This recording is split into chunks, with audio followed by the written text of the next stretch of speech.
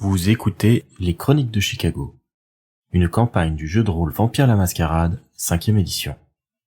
Entrez dans le monde des ténèbres, mais soyez avertis. C'est un univers aussi violent qu'impitoyable, et nos joueurs y incarnent des monstres de la nuit qui pourraient être amenés à commettre de sinistres actions. Ce podcast se destine donc à une audience adulte.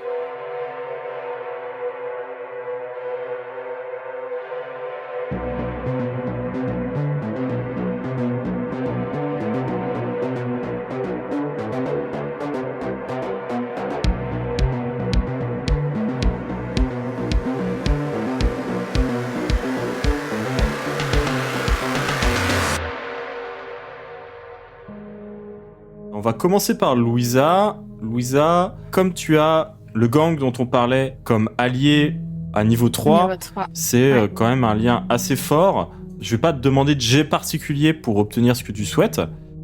Tu vas téléphoner et pouvoir obtenir ce que tu veux. Je te laisse la main pour la narration. Tu peux nous expliquer un petit peu comment ça se passe. En tout cas, ils te donnent le feu vert. T'obtiens ce que tu veux de leur part. Ok. Globalement, j'ai un petit carnet sur moi qui est tout le temps dans la poche de ma veste en cuir, sur lequel j'ai quelques numéros éparpillés, son nom, mais moi je sais à qui ils appartiennent. Et du coup, il y en a un qui est le nom de Tony Nazario, qui est un petit jeune du gang que j'ai sauvé. Et c'est via ça que j'ai fait ami avec le gang. Et depuis, on s'est entraidé pour à plein de moments. Bref, le fait est que du coup, Tony, je l'appelle et il prévient ses chefs qui passent me chercher en voiture et m'amènent dans leur quartier. Et je leur discute, je leur présente pas le problème tel quel, je leur dis ce qu'on a prévu de dire pour notre couverture. C'est-à-dire que il y a une fournisseuse, une personne riche, plutôt, qui est à la recherche de fournisseurs de drogue. Et j'ai entendu parler d'un certain Kingpot qui habiterait dans un autre quartier qui ferait partie d'un gang allié à celui-là. Parce que je sais que eux font pas pousser leur propre drogue et qui font juste du trafic. Je pense qu'ils vont pas tout de suite répondre à ma demande. Ils vont aller en discuter un peu en fond, dans une pièce derrière. Je pense qu'ils vont même un peu chipoter, genre vas-y fais croquer, pourquoi c'est pas à nous qu'elle l'achète Ouais, mais en même temps elle veut des quantités que vous avez pas forcément. C'est pas votre spécialité, sinon je l'aurais clairement orienté vers vous. Et je pense que j'ai pas envie de vous mettre dans cette merde-là parce que ça risque de mal se finir. Alors ok, l'autre gang, c'est vos potos. Après, entre gang, poteau, voilà. Je sais que c'est pas non plus... Bref, je pense que ça ne vous dérangera pas que ce soit eux plutôt que vous. Si je vous dis que elle a besoin de plus grandes quantités que ce que vous avez, que ça vous coûterait peut-être un peu cher à trafiquer vu les quantités dont elle a besoin. Et en plus, il y a des risques que j'ai pas envie de vous faire prendre à vous, parce que je tiens à vous. Et je pense que le discours, vu que j'ai toujours été un peu la personne qui venait les sauver, leur donner des petits trucs, de les aider quand il y avait besoin, etc. Ça marche. Et ils finissent par me donner une entrée pour aller rencontrer Kingpot, pour que ce soit officiel, entre guillemets, qu'on vient de leur part. Très bien. Ça, Louisa, ça va lui prendre quand même au moins 2 petites heures pour régler tout ça. De son côté, Ida, elle, va se diriger vers le port de plaisance de Chicago. Celui-ci possède une petite capitainerie. Il y a tout un tas de boutiques qui présentent des excursions en bateau pour aller se promener sur le lac Michigan ou pour pouvoir également louer un bateau pour la journée, des petits yachts, des trucs comme ça. Forcément, à cette heure-ci de la nuit, il y a la plupart de ces choses-là qui sont fermées. Qu'est-ce qu'elle cherche exactement ? Donc déjà, elle regarde s'il y a sur le port, s'il y a du monde ou pas sur le port. Le port de plaisance, il se trouve dans une zone qui est un petit peu animée, dans le sens où c'est tout un parc en bord de lac. Donc du coup, le soir, il y a souvent quand même des gens qui vont traîner dans le coin. Surtout qu'il y a le stade de football américain qui est juste à côté. il y a pas mal d'activités diverses qui sont dans le coin. Il y a même un théâtre. C'est une zone d'activité assez forte, mais il n'y a pas de match ce soir. Donc déjà, il y a ça en moins. Et il y a quand même des passants, des gens qui se promènent en fait. Il y a même des gens qui font leur footing ici, vu que c'est une sorte de petit parc. Alors, effectivement, je pourrais me dire, tiens, je vais faire un peu le tour des boutiques ouvertes et de regarder si ça a une boutique pour voir si on peut louer un bateau avec un chauffeur. Mais le problème de ce genre de truc, c'est que ça laisse quand même des traces. Mhm. Donc, de prime abord, elle regarde quand même sur les différents pontons si elle voit pas un bateau avec un mec dessus qui fume une clope, qui pourrait être en gros le skipper du bateau, et puis voir si elle peut l'accoster et le convaincre d'être dispo la nuit pour faire un tour. Enfin, d'être leur chauffeur privé, quoi. Ida va se promener un petit peu sur les docks et sur les différents pontons qui les composent. Il y a effectivement, elle remarque une sorte de petit yacht qui doit coûter quand même une petite somme, hein, c'est certain, où un homme en tenue de marin est en train un peu de faire le ménage. T'as l'impression qu'il est en train de nettoyer le pont ou quelque chose comme ça, de manière assez énergique. Parfait. Donc, je me dirige vers le bateau et je m'arrête devant la proue, attelée au quai. Et je regarde le skipper dessus et je lui dis vous êtes le capitaine? Quand tu l'interpelles, l'homme est un peu surpris. Il se cramponne à la serpillière qu'il était en train de passer et il lève le regard vers le ponton. Le capitaine, c'est un bien grand mot, mais je m'occupe de ce bateau, oui. C'est vous la cliente que j'attends. J'ai presque fini de préparer le bateau. Il va être nickel chrome d'ici 5-10 minutes max. Parfait. Je le regarde avec un grand sourire. Je lui fais bonsoir. Enchanté. Et rassurez-moi, vous le conduisez sans aucune difficulté, ce bateau. Oh, c'est très facile à conduire. Pas de problème, oui. Pourquoi? Non, c'est parce que comme vous me dites que vous n'êtes pas le capitaine, je voulais quand même être sûr que vous saurez nous mener à bonne destination. Oui, ce que je veux dire, c'est que ce n'est pas vraiment mon bateau, on va dire. Mais oui, c'est moi qui vais le conduire pour vous, tout à fait. Du coup, entre nous, là, en off, où je dis que je suis pas la cliente, mais bon, ça peut être intéressant parce que c'est pas lui le propriétaire du bateau. Et savoir pour combien on pourrait l'avoir ou que je le convainc de le prendre. Mais si je le prends maintenant, qu'est-ce que je fais par rapport aux autres? C'est là où je suis un peu... Ou alors j'attends la dénommée cliente, puis on fait en sorte qu'elle soit bloquée quelque part et qu'elle vienne pas. Et là, j'avoue que j'hésite entre les deux scénarios. J'aurais aimé le conseil, un peu de conseil. De toute façon, toi, là, déjà, tu as deux possibilités immédiates. C'est essayer effectivement de lui mentir en disant oui, c'est moi, etc. et le convaincre que c'est bien toi. Soit tu peux également essayer de lui dire que c'est pas toi, mais que t'es prête à payer plus ou quelque chose comme ça. Essayer de convaincre de lâcher le contrat qu'il doit avoir ou que son entreprise doit avoir avec la personne qui va arriver. Après, effectivement, de ce qu'il avait l'air de dire, la cliente devrait arriver de manière assez imminente. Peut-être pas toute seule. Et là, dans ce cas, il faudrait voir comment tu comptes envisager ça. Ouais, parce que comme on n'a pas de laps de temps dans lequel on va pouvoir monter sur le bateau et se barrer à Milwaukee, c'est vrai que c'est un peu short de le prendre tout de suite, je trouve. Parce que si ça se trouve, on va pas choper Sweetie Pepper avant, je sais pas, avant 4 heures. Optimiste. Oui, on le chope aujourd'hui. Ouais. Si on le chope aujourd'hui, donc c'est un peu délicat de... Là, il y a Non, pas c'est de juste mauvaise que- solution, entre guillemets, parce qu'au pire, ça va avoir des Exactement ça. répercussions différentes. Mais là, déjà, juste essaye de voir. Est-ce que tu préfères essayer de jouer la cliente et après trouver un moyen de te débarrasser de la cliente? Ou est-ce que tu préfères jouer la surenchère, en quelque sorte, et te débarrasser de la cliente au passage, même s'il y aura sûrement une esclandre? Ouais, c'est ça en fait, c'est gérer les stands parce que je vais être le plus discrète possible ou de convaincre la cliente. Ok. Très bien. Rappelez-moi, qu'est-ce qui avait été convenu lors de la réservation déjà? Jusqu'à quelle destination est-ce que vous allez nous amener? Madame Smith, sur le lac Michigan, pour voir le lever de soleil, c'est bien ça? Justement, ça fait partie du package, mais c'est surtout qu'on aimerait faire un petit bout de chemin le long du lac Michigan jusque Milwaukee et revenir. Milwaukee, va falloir que je vois avec mon patron parce que je suis pas sûr qu'au niveau de la facture, ça soit raccord pour l'essence qui va être utilisée. Mais ça doit être gérable, madame. Mais vous avez vraiment besoin de voir ça avec votre patron? Parce que je suis sûre que vous êtes capable de toujours être tout seul si moi-même je suis là pour vous aider pour compléter l'essence. Oui, mais vous savez, c'est pas comme ça que ça fonctionne. Il y a de la paperasse, et puis surtout, il y a des factures. Vous savez, les factures, vous n'en avez pas besoin, vous, personnellement.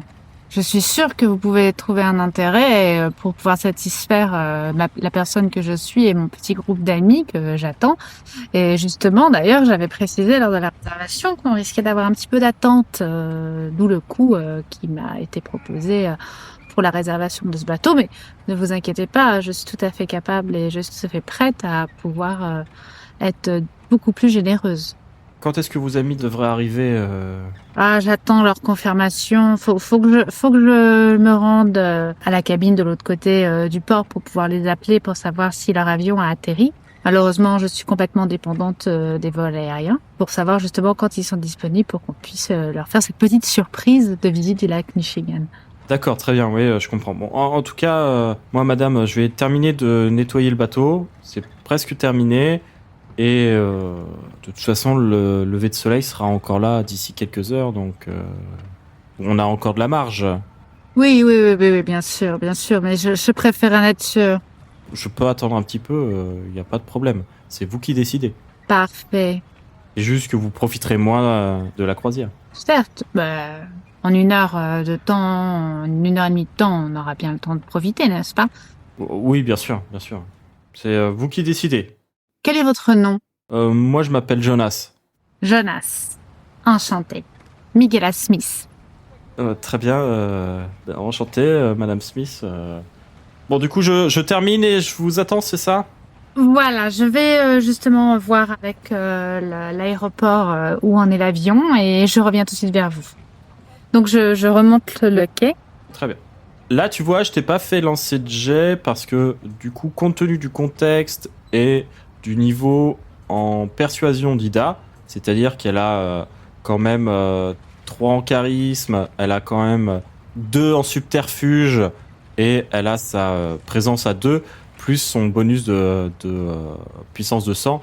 Ça lui fait déjà beaucoup plus de dés que nécessaire pour arriver à ses fins face à quelqu'un qui attend déjà une cliente potentielle, la connaît pas de visu, etc. Pas de problème là-dessus. Du coup, lui, il a l'air persuadé que c'est toi pour le moment.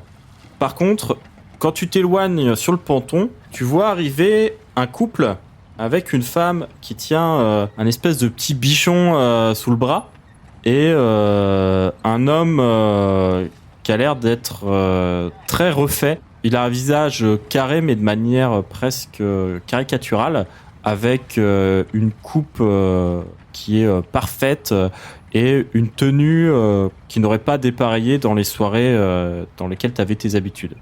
Et du coup, je les repère et je me dirige vers eux d'un pas rapide et avec un léger sourire, mais avec détermination. Et je me permets de les aborder. Bonsoir, monsieur et madame Smith, n'est-ce pas? Ils se regardent, ils te regardent. Oui, c'est nous. Je suis rassurée de vous trouver. Je suis Angela Burdies. Je suis envoyée justement par la société de croisière parce que figurez-vous que nous avons une avarie sur notre bateau et je dois vous emmener à votre nouveau bateau pour que vous puissiez profiter de votre croisière sur le lac Michigan. Avec un grand sourire qui va d'une oreille à l'autre. Donc là, tu vas me faire un jet par contre. C'est un peu plus compliqué. Désolée. Tu vas me faire un jet. Donc ici, charisme 3... Subterfuge à 2, ça te fait 5 dés. On ajoute, je pense, tes 2 points de révérence. Donc, ça fait 7 dés, plus ta force d'âme, ça te fait 8 dés. Donc, tu lances 8 dés, sachant que tu as 1 en soif. Tu veux faire un coup de sang, du coup? Ouais, je pense que ça peut être pas mal. T'es à 1 en soif, ça se tente, ça te fera 10 dés en tout, ce sera très bien. 5 succès, c'est excellent. Ida est arrivée très confiante en elle. Elle avait ce look de femme d'affaires qui ne dépareille pas avec la situation. Et quand elle commence à leur donner des explications très précises en se présentant, etc., ça semble faire un déclic chez monsieur et madame Smith, qui hochent la tête et qui disent oh, une avarie, mais on nous avait promis on aurait un bateau ce soir. Oui, justement, parce que la solution, c'était soit on reportait votre croisière, mais on sait à quel point vous tenez ce soir à pouvoir profiter du lac Michigan et de voir le lever de soleil sur ce magnifique lac, soit on essayait de trouver un autre bateau disponible, évidemment un bateau supérieur en taille et en coût à celui que vous aviez réservé pour le dédommagement. Je pense que vous préférez cette deuxième solution, n'est-ce pas? Ils se regardent. Oh, bah oui, si ça ne change rien au coût, on vous suit, c'est par où? Alors, justement, pour que vous puissiez bénéficier ce soir de notre croisière, nous allons vous transporter à notre autre port qui se situe non loin de Chicago, à Gary. Mais évidemment, je vous rassure, le transport sera entièrement à notre charge. À Gary? Oui, mais ne vous inquiétez pas. Là, elle regarde son mari à Gary. Genre, on va aller à Gary. Oui, c'est la seule solution, sinon malheureusement, nous devons reporter à une autre semaine. Non, mais c'est notre anniversaire de mariage, vous comprenez? C'est très important. Tout à fait. C'est votre priorité, madame. Oui, je comprends. C'est pour ça que si vous voulez bien me suivre, je vous emmène directement jusqu'au taxi et on vous emmène jusqu'au port. Oh, ce lever de soleil a plutôt intérêt à valoir le coup, hein. Jérémy, tu me saoules. Hein. Et il commence à te suivre. Merci beaucoup. Je vous en prie. Donc, on se dirige vers des taxis présents au port de Gary, de Chicago, lapsus. Très bien. Je les fais patienter à un endroit et je me dirige vers la tête de la file pour essayer de soudoyer le chauffeur pour qu'il les accepte, moyennant une grosse somme, de les amener jusqu'au port de Gary. Jusqu'au dock pourri de Gary. Voilà. Très bien. Tranquille. Ça, t'as pas trop de problème à lui proposer au moins le double du prix de la course et le mec va faire ok, pas de problème, je les dépose où? Et je pense que tu lui donnes même une adresse de merde, Exactement. genre en plein milieu du terrain vague. Voilà, je connais un pote très sympa dans les docks de Gary, très très accueillant, qui pourra s'en occuper. Voilà, parfait. Ah, tu les envoies voir Luciane et ses bateaux de transport. C'est ça, un petit Luciane là, pour la soirée, pour leur anniversaire de mariage, ils s'en souviendront. Qui demande Luciane de ma part. Très bien. Cadeau. C'est très cruel, mais j'adore. Donc après tout ce cinéma, le couple finit par rentrer dans le taxi et partir. Là, ils en sont pour au moins 2 heures pour aller jusqu'à Gary. Probablement un petit peu plus de temps pour s'énerver auprès du chauffeur et le convaincre de faire la course dans le sens inverse.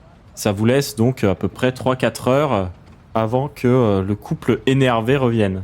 Super. Donc moi, je retourne voir mon pote skipper pour lui dire, écoutez, c'est merveilleux, j'ai réussi à joindre l'aéroport de Chicago et la compagnie aérienne qui m'a confirmé que c'est bon, malgré le retard, l'avion de mes amis ont bien décollé et qu'ils seront là à peu près dans 4-5 heures. Donc, on ne pourra pas partir avant 4-5 heures. Et je lui donne un pourboire pour le remercier de l'attente. Il est très content du pourboire, il a l'air très satisfait de sa soirée pour le moment. Et tu l'abandonnes derrière toi avec la certitude que le bateau sera là si vous êtes dans le créneau horaire. Parfait. Et moi, je m'en vais rejoindre mes camarades. On va quitter du coup Ida pour se tourner vers Marcy et Ulysse. Ah, c'est là que ça se gâte. Quel est votre plan à vous? Qu'est-ce que vous êtes en train de faire? Quel est le plan, Marcy? L'idée c'était de faire du repérage. Le quartier il est assez grand, c'est pas juste les 3 tours que t'as planté. Alors les 3 tours, c'est un exemple. En gros, le quartier, c'est beaucoup de grosses tours comme ça qui s'étendent sur une grande distance. Elles ont pas toutes la même tête, les tours, parce que les 4 projets sociaux successifs ont fait des architectures différentes. Mais en tout cas, l'adresse qu'on vous a donnée, c'est une espèce de grande tour en forme de croix qui se trouve au milieu d'une grande étendue de verdure, une grande étendue de gazon où il y a à peu près rien. Eh ben, ok. L'idée c'est peut-être, du coup, au-delà de cette étendue de gazon, il doit y avoir d'autres immeubles. Oui, il y a plein d'immeubles autour. C'est un quartier de cité de HLM. C'est juste que les bâtiments sont peut-être un peu moins serrés. C'est les États-Unis après tout. L'idée c'est de trouver une zone où il y a une belle vue sur l'immeuble où il y a l'adresse de King Pot. Et puis de regarder un peu si on peut s'infiltrer et sécuriser une cave, comme ça. Dans l'autre immeuble, du coup, en face? Ouais, dans un immeuble en face, un truc comme ça. Et on est qui cette fois-ci? Ah, c'est une bonne question. On peut être, peut-être qu'on peut prêcher pour notre Sainte Mère, l'Église du fond de la mer des Temples perdus. Que t'en penses? Ça doit pouvoir marcher. Absolument pas. Qu'est-ce que c'est que ce délire? Non, mais évidemment, pas les temples perdus, mais des mecs qui viennent... Bon, après, ils le font pas à minuit, mais des mecs qui viennent toquer aux portes pour leur église, il y en a par contre, ouais. Pas à cette heure-ci, c'est pas vraiment crédible comme couverture. Pour une fois, tu serais peut-être plus discret en loup. J'hésite. Ouais. Sinon, je promène mon chien, quoi. Mais c'est un gros chien, quoi. C'est un gros chien. C'est une petite fille avec un très gros chien. Qu'est-ce que t'en penses? Le truc, c'est que ça marque un peu plus les esprits, quoi, peut-être. Alors les loups, c'est pas si gros que ça par rapport à un Doberman ou un truc comme ça. Ouais, mais vu que quand je suis transformé, je suis un spécimen exceptionnel, Peut-être parce que t'as le poil très brillant, tu vois. Ouais, t'es un gros loup quoi. ça fait quand même un gros loup. Un gros chien, ça passe, mais un gros loup, je sais pas. Bon, moi, je veux bien le tenter, hein, mais Alors par contre, faut te mettre à poil, je crois. j'attends que ça, mais je sais pas si c'est une bonne idée. Mais non, c'est pas marqué, ça. Non, si on se fie sur le comics qui est sorti, ta tenue est à peu près malléable avec toi. Bah oui. Alors, tu préfères balader ton chien ou... Ouais, bah là, de façon nocturne, ça a du sens. Donc rappelez-moi quel est l'objectif exactement de la balade dans le quartier. Bah, repérer, voir s'il y a des attroupements, des groupes de gens, le logo des Black Disciples, éventuellement, Ouais. du coup, sécuriser une espèce de route pour pouvoir s'échapper s'il faut qu'on parte rapidement, potentiellement pénétrer dans un immeuble et pour casser un cadenas et pouvoir sécuriser une cave si on a besoin de passer la journée, en urgence. Trouver du matos pour calfeutrer s'il y a une fenêtre ou de la lumière, un truc comme ça. Ok, très bien. Pour ça, Marcy va me faire un jet d'astuce plus expérience de la rue. Ça lui fait 6 dés, sachant que Ulysse n'a pas de points là-dedans, donc il ne lui apporte pas de bonus à ce niveau-là. Donc ça peut être intéressant de faire un coup de sang sur le coup, parce que ça te ferait 8 dés. 4 succès, c'est pas mal du tout. Est-ce que tu veux utiliser un point de volonté pour essayer d'augmenter encore plus ce jet? Non, on va se contenter de ça. Ok, très bien. Et ta soif n'augmente pas en plus, donc c'est parfait. Marcy va se promener un petit peu dans le quartier avec Ulysse devant elle. Forcément, elle a pas de laisse pour lui, mais le fait qu'il se promène devant elle en pleine nuit avec les ombres, etc., ça permet de laisser le doute tout de même. Et elle va assez vite remarquer, de par ses connaissances sur le fonctionnement des gangs, des trafics divers, etc., qu'il y a quand même des guetteurs un peu partout. Elle a l'impression que presque toutes les tours possèdent un guetteur et le deal ici doit être assez intense. D'ailleurs, il y a quelques véhicules parfois qui s'arrêtent et dont l'occupant descend rapidement et repart presque aussi vite qu'il est arrivé. Ça doit pas être très facile pour les habitants du quartier, c'est sûr. Et quand on voit l'état de délabrement des immeubles en plus, ça a l'air vraiment d'être un quartier où il fait pas vraiment bon vivre. Pour trouver un repère, c'est sans trop de difficulté que Marcy et Ulysse finissent par rentrer dans un des immeubles parce que la porte de devant est cassée en fait. Quelqu'un a fracturé la porte il y a longtemps et elle a jamais été réparée. Et ils ont pas trop de difficultés du coup, ils peuvent donc rentrer à l'intérieur et se diriger vers les caves. La plupart des caves sont laissées ouvertes et abandonnées parce que de toute façon, tout ce qui peut être mis dedans risque d'être pillé à un moment donné. Et les seules portes qui sont fermées par un verrou, c'est par des verrous assez lourds. Bon, on va se contenter là pour une nuit, on va se contenter d'une cave ouverte. Comment ils feraient pour s'assurer que personne ne rentre quand ils sont dedans? S'ils devaient se planquer là de manière durable, comment ils feraient? En la barricadant. Donc la barricadant, ça implique du coup un peu de matériel. Alors t'as peut-être raison, on va peut-être plutôt essayer d'ouvrir une cave fermée. Mais qui a pas l'air avec un niveau de sécurité trop intense quoi. Très bien. Il y a juste un gros cadenas, un truc comme ça, Marcy doit pouvoir se débrouiller pour le... Après, je peux toujours essayer d'arracher des trucs aussi. Hein. Tu les crochettes avec tes griffes. Après là, le but ce serait plutôt d'ouvrir le cadenas pour pouvoir potentiellement Oui. le refermer, mais ça voudrait dire que la personne qui le referme reste dehors. Ouais, après, peut-être moyen de le fermer de l'intérieur en bidouillant la poignée. Enfin, je sais pas comment elles sont faites, les portes. C'est des portes assez simples avec une espèce de barre en métal qui se met sur un anneau et après tu peux mettre ton cadenas sur l'anneau. Ah oui. Non, bah c'est ça, bah faudra la barricader de l'intérieur. Alors. Elle s'ouvre vers l'extérieur, j'imagine. Tout à fait. Bah écoute, à l'instant, on va prendre celle qui nous tente le plus, quoi. Non, c'est pas à l'instinct. Ulysse Qu'est-ce qu'il y a, Milou t'emmène en te Précis. tirant la jambe avec les crocs. Ouf, ouf, suis-moi. Ok, tombe. Il faut qu'on aille au bout d'une allée, déjà. Bien vu, Milou. Donc genre dans le cul-de-sac pour que si on a pété un truc ou quoi, il y a le minimum de passage. Ouais, d'ailleurs, en vous promenant comme ça dans la cave, vous voyez qu'il y a même un système de chaufferie généralisé. C'est une chaudière en commun qui permet d'apporter la chaleur dans les appartements de l'immeuble. Donc il y a une salle de chaufferie. Et qui est pas fermée à clé, elle? Bah, pourquoi pas, c'est peut-être... Bien sûr que si, oui. Oui, il y a une clé.